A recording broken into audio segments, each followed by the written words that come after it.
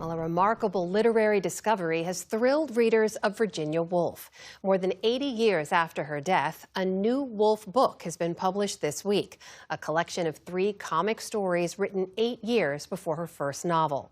Malcolm Brabant reports from England for our Arts and Culture series, Canvas. For 80 years, what's being hailed as a literary treasure was buried in the archives of Longleat, one of Britain's finest stately homes.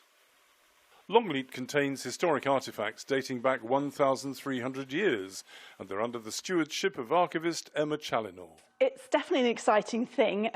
Maybe not exactly as you'd imagine an Indiana Jones scene. We didn't, for instance, have to dig through a secret tunnel and fight through cobwebs. The volume itself was on a shelf. We knew where it was. We had it catalogued, and we knew who it was by, for instance, where it had come from.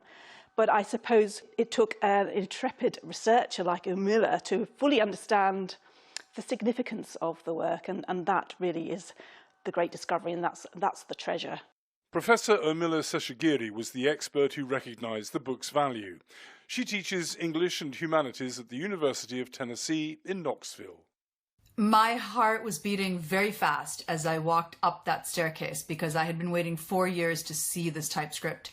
And I was consumed by curiosity and this desire to know whether this was an original work. And when the archivist handed me the document box and I opened it and I saw just from the first page that it was a new work, that Woolf had revised it and had perfected it, I was stunned.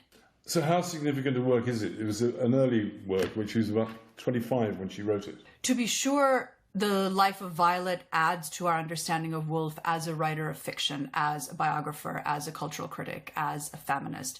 But I think the best part is that it shows us that Woolf was very funny, and she could write in a broadly comic idiom that was made up of parody and hyperbole and fantasy. This sculpture in the London district of Richmond is a fine representation of Woolf, who inspired poet and academic Jane Goldman to become an expert on the author. The Cambridge Introduction to Virginia Woolf is one of Goldman's published works. She's been an iconic figure since she first became famous with her novels in the 1920s. She's very iconic as a radical, experimental writer, a feminist, a pacifist. While famous for inhabiting unconventional intellectual salons in London, Woolf was equally at home in the countryside of southern England.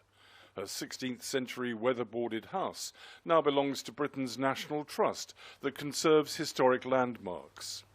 Woolf lived next to this 12th century church in Rodmell, a village with a timeless quality.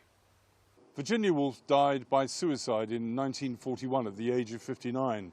She had been bedeviled by mental illness, and in a final note to her husband Leonard, she wrote, "I feel certain that I'm going mad again.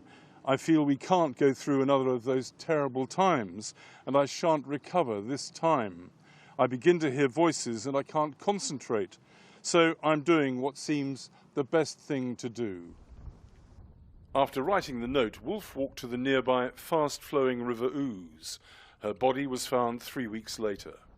During Virginia Woolf's life, and immediately after she died by suicide, the world didn't look particularly kindly upon her. And that's largely as a result of the lack of understanding about mental illness. Do you think that people do understand what she was really like now? Does this help? Maybe there's a stubborn tendency to inaccurately label her as a suicidal madwoman, if I may use a very out-of-date and unkind phrase. And that tendency perhaps pronounced in people who haven't read her writing. But I think that the readers of her work, who are numerous and loyal and scattered around the world, love her writing because it bursts with life and with beauty, and it's profoundly affirming. The culture still wants to make her the poster girl of this suicidal woman novelist and writer.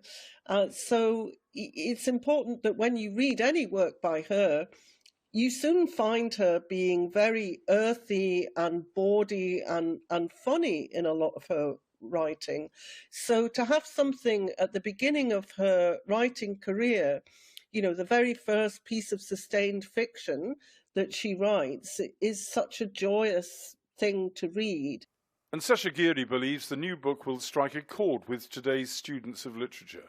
Young people who are resistant to having their personas or their thoughts caged in any way are very, very receptive to that liberation, to that freedom of thought, of perception that Woolf offers them.